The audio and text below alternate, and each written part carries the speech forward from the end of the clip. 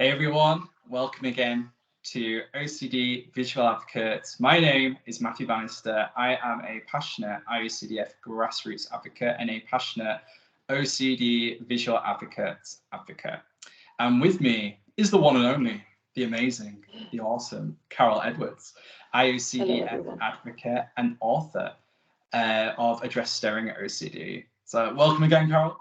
Thank you. Today we are going to talk about the similarities and differences with sexual obsession, SOOCD, and VTO. So if you would like to start, Carol, with that, I'll let you get underway. Okay, so first of all, I'll talk about OCD itself, and how it all happens, and then we'll come to the VTO a little bit later. With these sexual obsessions.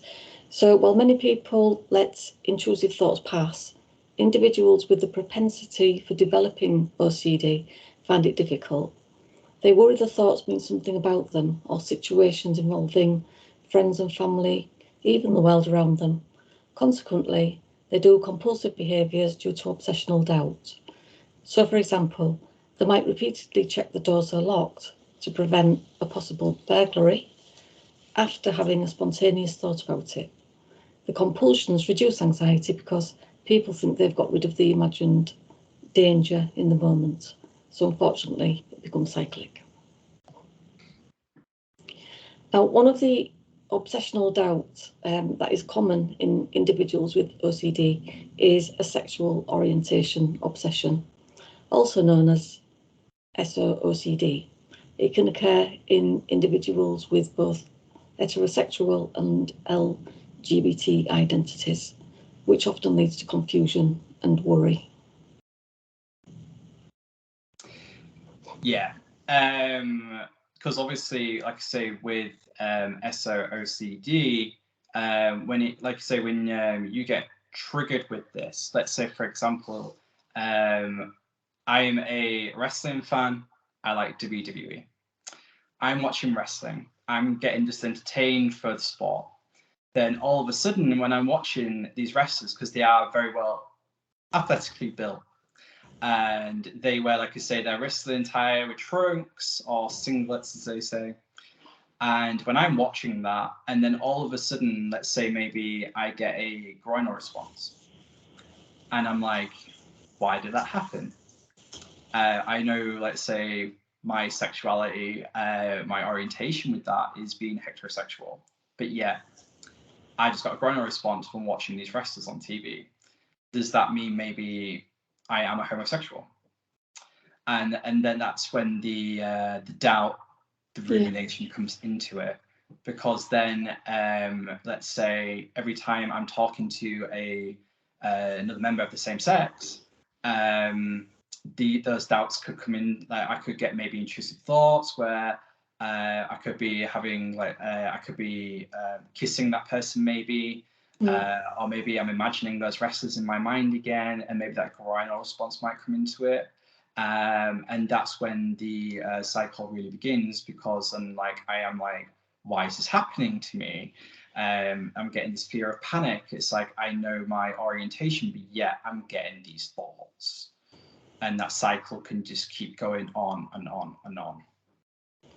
Yeah, it's kind of what I'm going to say next as well, because suppose a heterosexual male has gay intrusive thoughts that lead to obsessive doubt, which you just talked about, Matthew. It challenges his sexual identity. For instance, he might wonder why he's having thoughts of being gay because it conflicts with his authentic individuality. Therefore, he might compulsively check online to know if he's gay. Yeah, and then, like you say, you can just go down that rabbit hole of always, like you say, seeking reassurance. As we know around the world, unfortunately, with this, it can be really stigmatized online, and you could really start to spiral of why this is happening when we might not know this is a form of OCD. You might not even know you have OCD, and it keeps, like I say, and then you just keep maybe doubting that all the time of what you're reading. You just got to obsess about it even more, and then you might feel like your mind just starts becoming broken because you just can't concentrate of like what your sexual orientation is. Yeah. And so then we come to you know, for LGBT individuals who struggle to find their sexual identity, OCD can add a layer of complexity to this difficult time and often stigmatise experience. For instance, suppose a person unsure of their heterosexual identity has recently identified as gay, but they worry they might be wrong after developing an SO obsession, making them doubt they are gay after all. So it's not just about a heterosexual worrying about being gay. Gay can worry about being heterosexual, but we'll come to that anyway a bit later on. But in any case, feeling comfortable expressing their recently confirmed identity can be more challenging, you know, when they've got this obsession going on.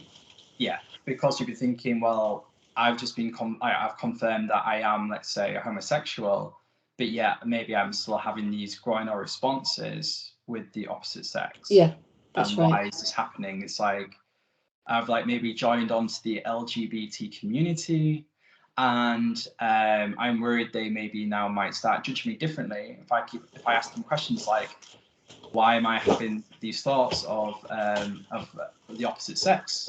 And I'm getting these images in my mind, and I don't want to be like outcasted by them, thinking, well, you can't be part of the LGBT community, and you know, and also that you'd just be frightened, like I say, it would be just fear of rejection and judgment, and then you'd be like going down that rabbit hole of being always guessing or doubting that. And you just want, obviously, you'll always keep seeking that certainty again. Maybe after that, you could be watching anything on TV, it could be a movie, it could be adult material, just to check that, obviously, am I actually this orientation, not what OCD is trying to tell me. Yeah, true. And similarly, a heterosexual person unsure of their sexual identity may have an obsession with being transgender, or it could be the other way around, because, as I mentioned earlier, sexual orientation, OCD, isn't just about heterosexuals having obsessions with being gay. OCD goes beyond that scope of presentation. But in any case, sorry, Matthew, did you? No, you carry on. Sorry, you carry on. When obsessions about their sexual orientation appear to contradict their true identity, people feel conflicted.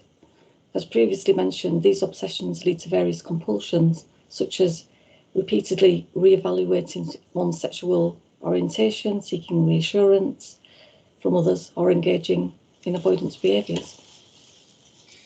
Yeah, because obviously as well, you could be self-judgment to yourself, depending what background you're from. You could feel the shame and guilt from this, of like why this is happening. Like you might feel it's morally wrong for you, but this is what OCD tries and does. It's ego dystonic. It goes everything that it goes against your values.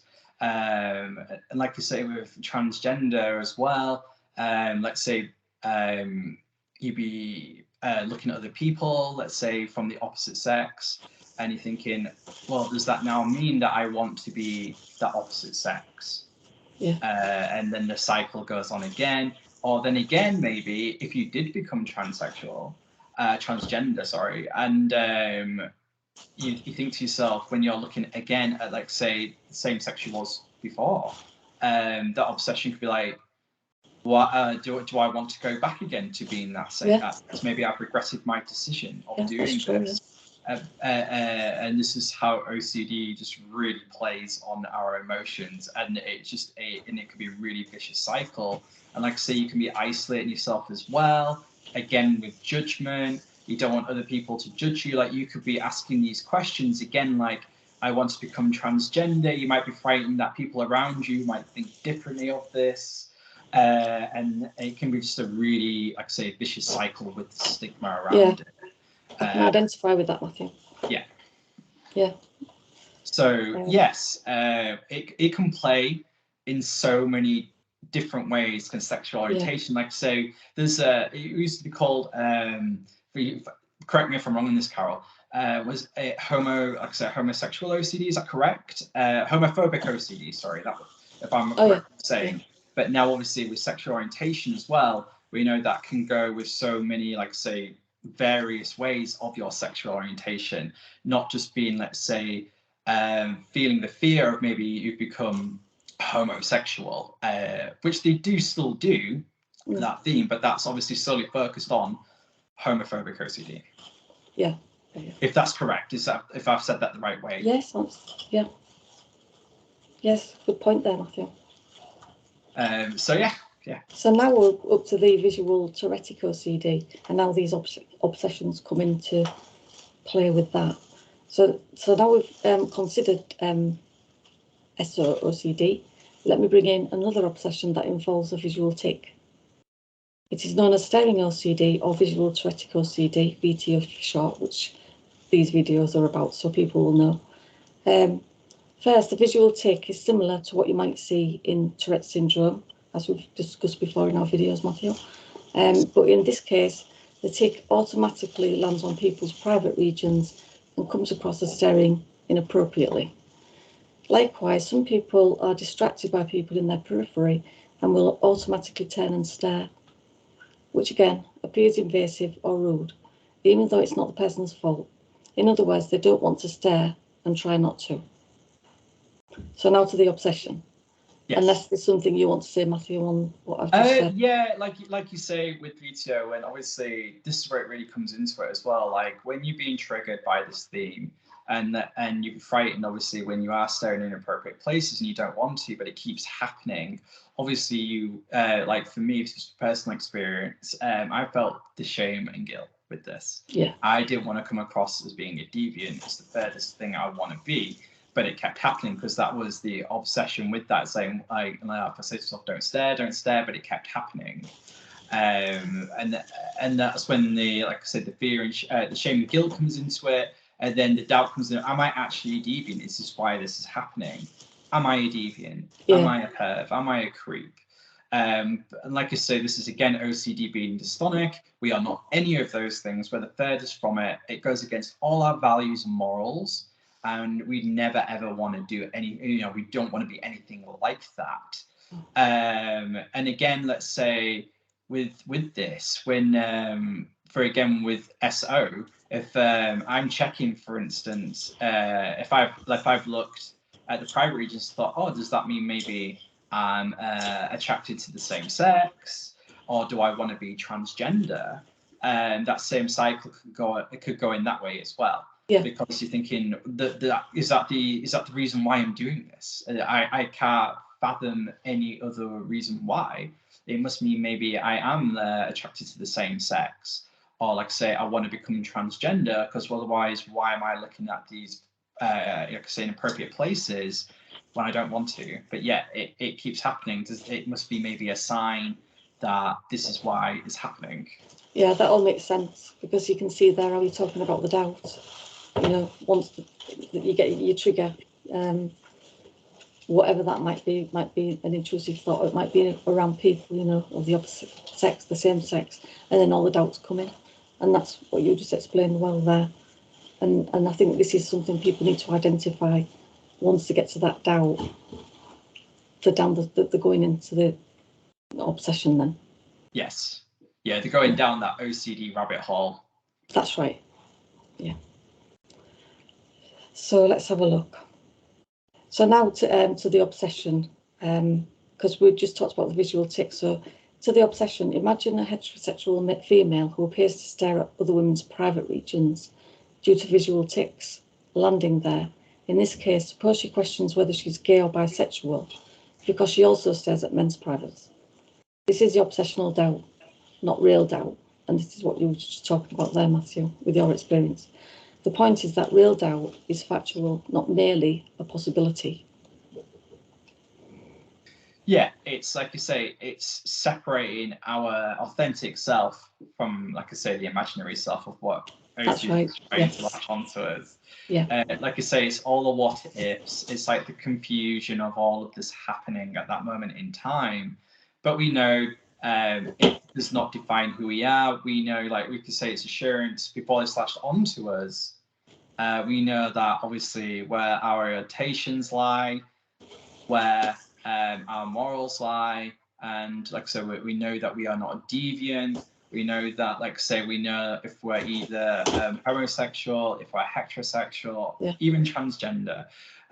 We know all, like I say, we know that insurance for all of those to start, like I say, we can then start to identify how to get treatment, how to break that cycle so you can start functioning again. You're not always, like I say, going down that OCD rabbit hole of the guilt and shame, like so the isolation where you can be where you're by yourself all the time. You could just be isolated in your own house.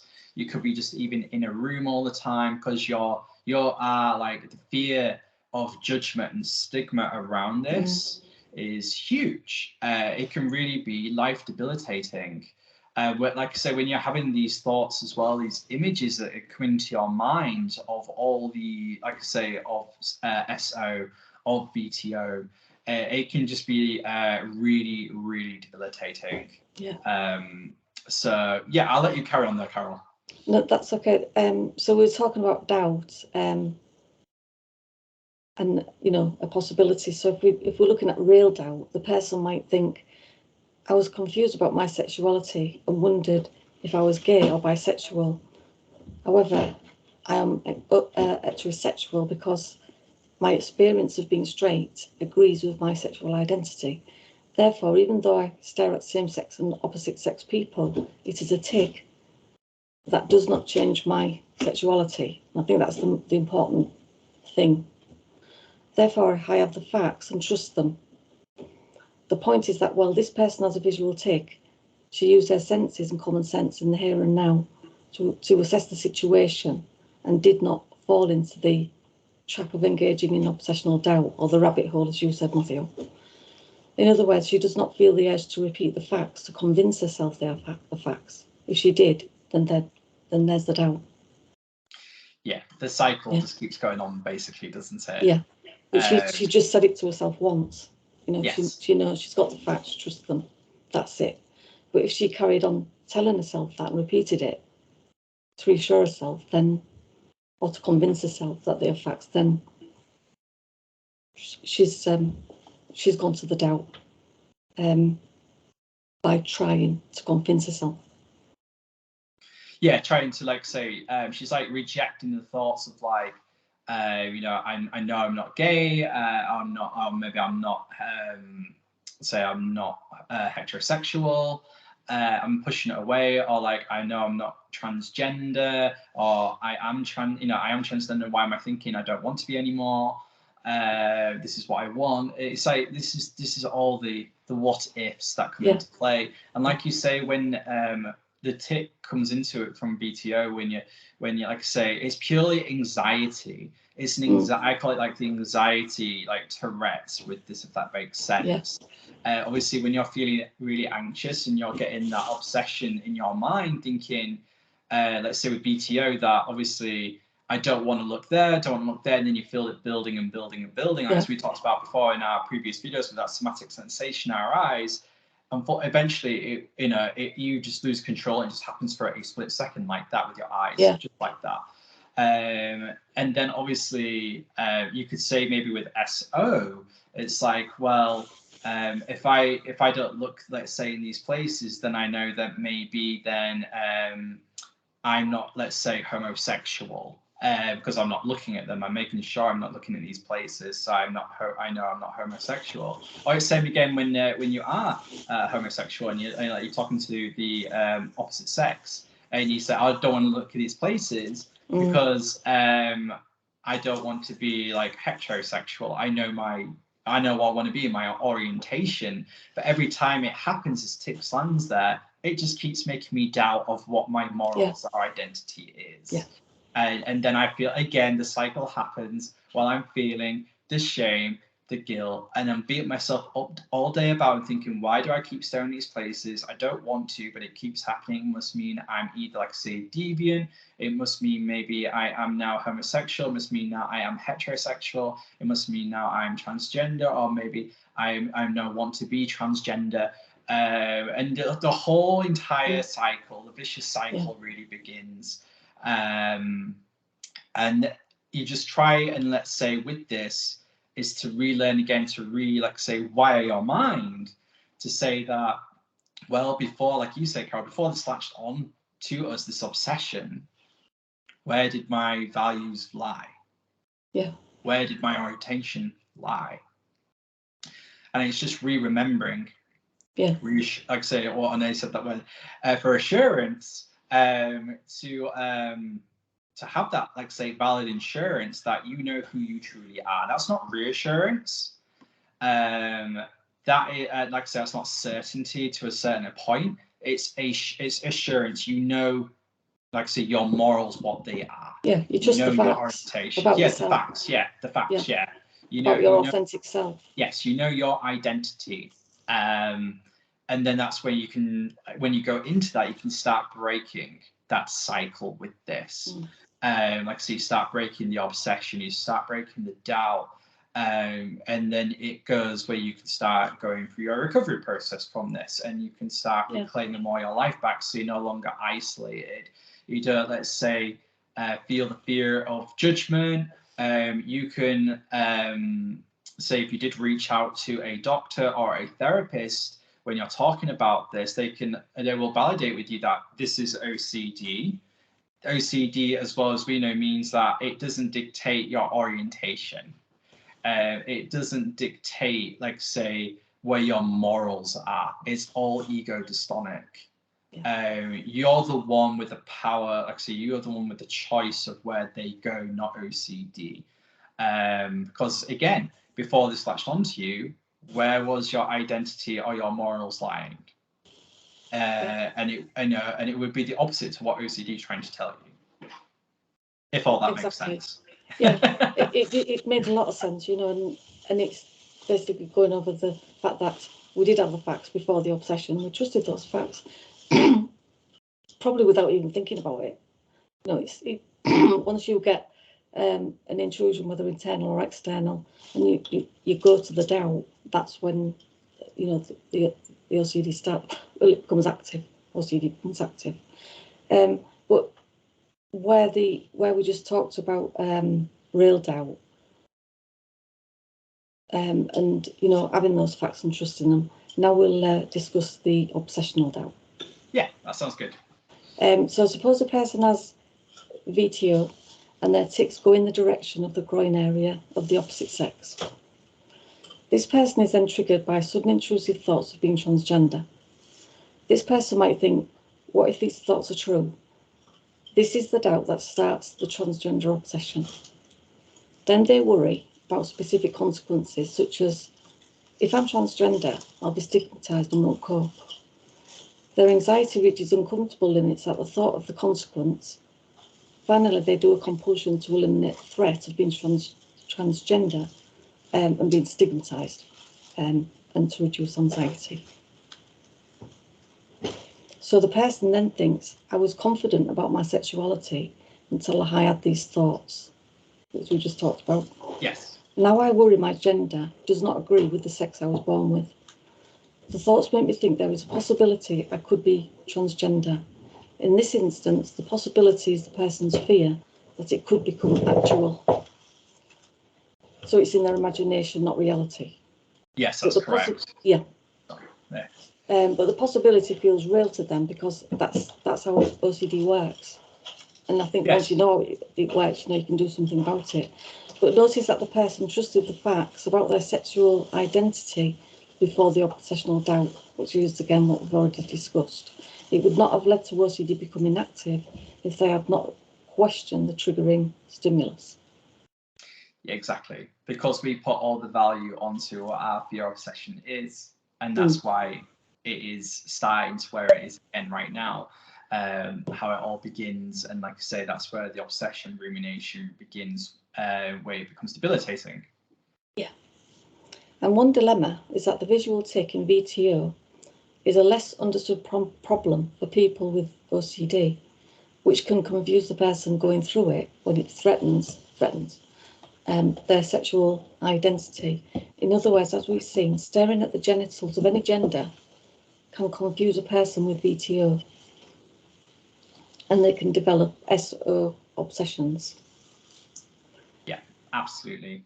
Yeah. Carry on.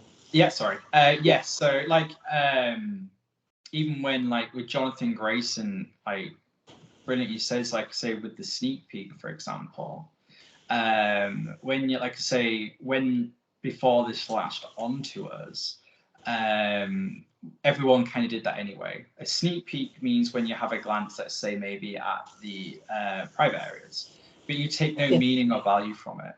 But obviously, people with OCD, we do. Our brain goes into like overwhelmingness. It goes into overload. That's a really good way of putting it there, Matthew. Because you're absolutely in the FFF mode, in the fight, flight, freeze response all the time when it's really hitting you with this.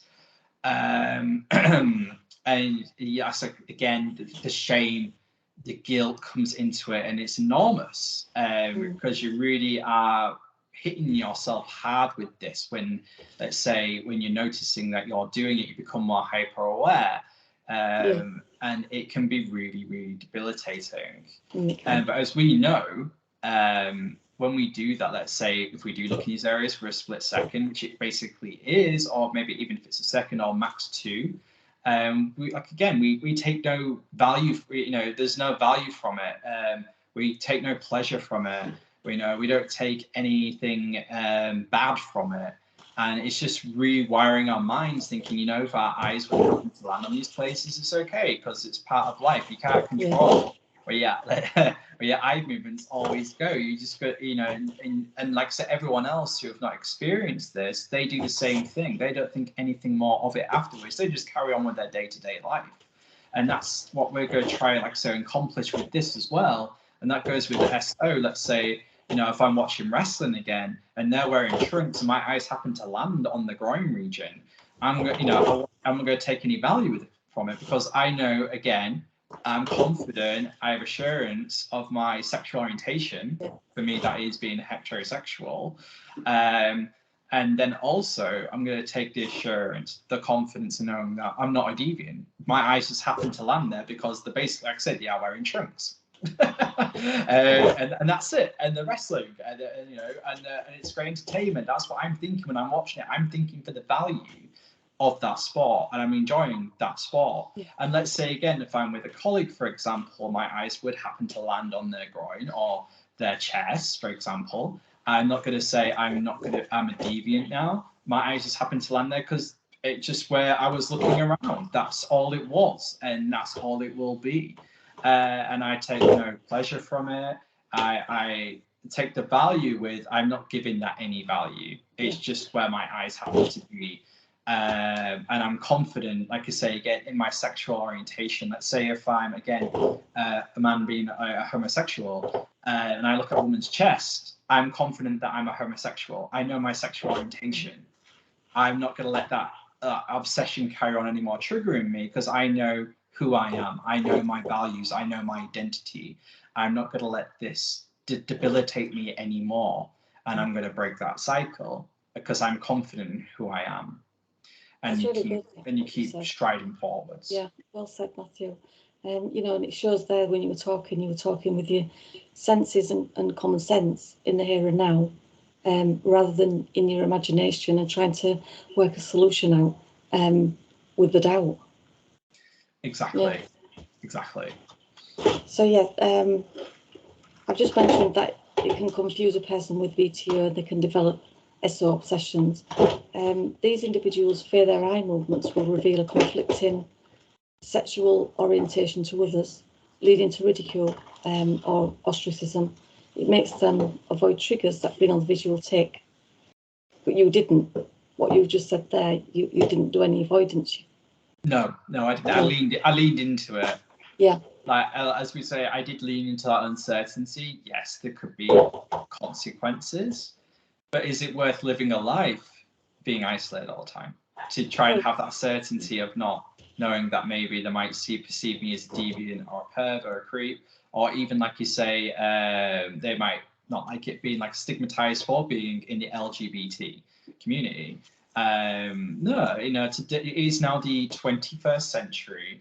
Everyone's very aware of the LGBT community, and they should all be treated as equals. And you are allowed to go around and live your life to the full and live a big, happy, beautiful life, and do what you want. And you don't need, and you know, when you, let's say, if you're going to go and start doing ERP with this, even act ICBT for treatment, you could, for example, you could do an exposure where you could go on like, you know, a lunch gathering with your friends or a friend. And instead of, let's say, again, we talked about before with groinal, you don't have to keep checking yourself if you're getting groinal reactions to make sure that you know definitely what your orientation is. You're just going to go and concentrate enjoying the meal. Yeah. You're going to concentrate enjoying your time with your friend. And the same thing again with BTO. You know, you want to enjoy your meal, not think, does that person see I'm staring at them? Am I staring at the groin or at the chest and getting that stigma from it? You want to keep going forward with your life. You want to live a full value-driven life. And that's what it's all about. And not giving OCD the value that it craves, the fear factor that it craves. You want to reclaim your life. And when you start doing these steps, you will absolutely do so. And as well, like, again, with me watching wrestling, like, I can be watching it, and yes, my eyes could happen to land on, like I said, their private regions. And that could be men or women. Like, say, again, if you're homosexual and you see, let's say, a women's match, same thing again. Your eyes might happen to land on their groin or chest, but you take no meaning or value from it. You just enjoy the sport for what it is. Because you know who you are, you know your identity. Yeah, very good. But just to go on about the, you know, avoiding triggers that, you know, can bring on the visual tic because the people get anxiety. For example, they may avoid eye contact, such as looking down during a conversation, or they might escape situations like a meeting or social event because they fear being caught staring at people inappropriately. These things further exacerbate stress and anxiety, and some people become isolated, lose their jobs, and may also experience confrontation from their families. So the impact of sexual orientation OCD coupled with the visual tic can be significant. But what you just said there, Matthew, shows that this can be overcome. Yeah, absolutely can be overcome. Because you're right, Carol, it can be really stigmatizing. Because we know, like, in certain places in the world, it really is still to this day. But luckily as well, there are resources out there, like, again, like the IOCDF, like the LGBT, like NoCD, like your website as well, Carol, you know, OCDwriter.com. You have all the information there that you can share, like, again, like your family, your workplace, if need be, your colleagues, just to give that valid assurance, validity, to, you know, as a safety net, have you will, that you will no longer be continuously be stigmatized from this. But at the same time, it's like, you are an amazing, awesome person, and even if these comments do still come across, you are a beautiful, amazing person, and it doesn't matter what orientation you are amazing.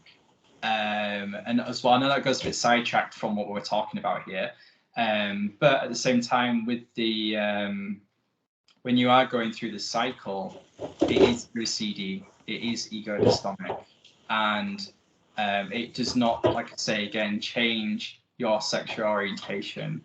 Like I say, your values, your identity is what, let's say, or dislike onto you. Yeah, and to add to that, I've said it's essential to understand that sexual orientation OCD, in brackets, you know, with or without BTO, it's not about denial or confusion about one's identity. Neither is it about stigmatising others' sexual orientation. It's a mental health disorder that requires treatment, such as exposure and response prevention therapy, ERP. ERP involves intentionally exposing a person to their obsessions and teaches them that when they resist compulsive behaviours, they eventually worry less about the obsessional doubt. In other words, anxiety is activated when they face their fears, which is the idea, because over time they habituate to those fears. So it's pretty much what you were saying, when you go out and you live in your values. Absolutely, absolutely. And like I say, Jonathan Grayson's Sneak Peek's a great one for it as well. Yeah. And you can use habit reversal training as well, like you mentioned greatly in your book and what we've talked about in prior videos. You can use all of those and it can really help reclaim your life back. Like I say, ERP is still the gold standard, but integrating all treatments, like I say, ACT, ICBT, even DBT, can all be really effective when you're going through, like you say, all themes with OCD. Again, like I say, you could be watching, for example, a movie. It can be with Chris Hemsworth. It can be Thor from Marvel. And you can watch that movie, and you know what? If you might have had the triggering scenario when you see Chris Hemsworth maybe having groinal responses if you are heterosexual, you just sit through that because you know that it's ego-dystonic. It doesn't define who you are, and you can still enjoy that movie instead of like say, I'm not going to watch it because it's Chris Hemsworth. I find him triggering, and that's how you start reclaiming your life back. This is how this dissipates to where it becomes completely, like I say, it just become very much dissipated entirely, where it won't even arise, and you can continue your life. But if it does arise, you are okay with that. You can live that because you know it doesn't define who you are, and you can keep going forward. So yeah, and like I say again with me with wrestling again as well. No matter who you're watching on there, you want to watch it because for me, I enjoy it, not because of these, like I say, with VTO or SO, OCD. I'm not going to let that basically have all the power and take over, where it's saying that don't watch that because that will mean you're this or that.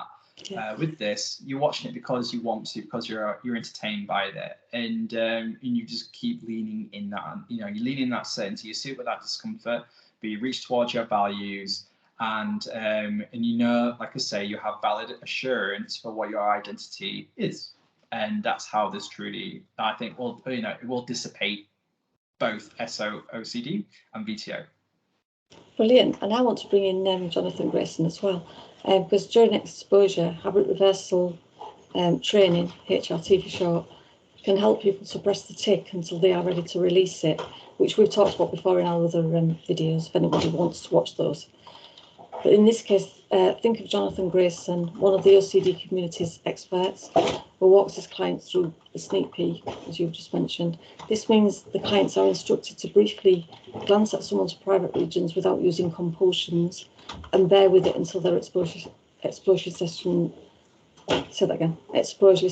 ends. But with HRT, habit reversal training, it's a case of suppressing the tic, sneaking a glance when you're ready to release it, and then looking away. It gives you a moment to gather yourself in and out of exposure therapy. I'll talk about HRT and suppressing the tic in my book, Address Staring OCD, which you can find on Amazon. But for now, it means doing a behaviour like clenching your fist so that the feeling competes with the somatic sensation in the eyes that you get just before releasing the tic. And you can suppress the tic by clenching your fist because the nails digging in to your palms gets more attention than the somatic sensation in the eyes before you release the tic. So then I would say in conclusion, it's vital to destigmatise health disorders like OCD and VTO and promote acceptance and understanding among all individuals and communities. People with VTO and SO-OCD often feel ashamed and alone. Still, it's important to recognise these are treatable conditions and individuals who struggle with them are not alone. Communicating openly about mental health issues can help reduce stigma and promote understanding and compassion. That's beautifully said, Carol. Absolutely. Thanks. Fully agree with all of that. And also, like everyone watching this, you can get all the resources and knowledge from Carol's website on ocdwriter.com, also, the iocdf.org have amazing resources as well about this. You can check out their YouTube videos. They've all got it recorded on their YouTube channel, IOCDF on YouTube. And also NOCD as well have great resources, and they've got amazing information on there. Like I say, a platform on their website. They have an app as well you can download called the NOCD app. And also on their YouTube, they have pre-recorded streams as well. You can see all of them on Facebook and Instagram, Twitter. Same with Carol as well. OCD Topics on Instagram. Absolutely recommend following and subscribing, because Carol always gives great information to you on social media. Oh, thank you, Matthew. You're welcome. And I believe, I think we shall wrap this up. I think we've basically said what we wanted to do today. I hope everyone has enjoyed watching this video. Thank you so much for still listening to us and watching this. We absolutely appreciate it. Would you like to give any final thoughts, Carol? Just, again, to say that people who are going through all of this, that you're not alone, and there is support and there is treatment. You can overcome this. Absolutely. Because so we found treatment as well with ERP ICBT Act. If people want to say DBT as well, it is absolutely possible to recover from this. You can do it. There is always a way, and treatment is always possible to get the correct treatment for you to recover. Yeah. But thank you everyone for joining. We are the OCD Visual Advocates. Thank you so much, and we will all see you on next time. So see you later, everyone. Bye.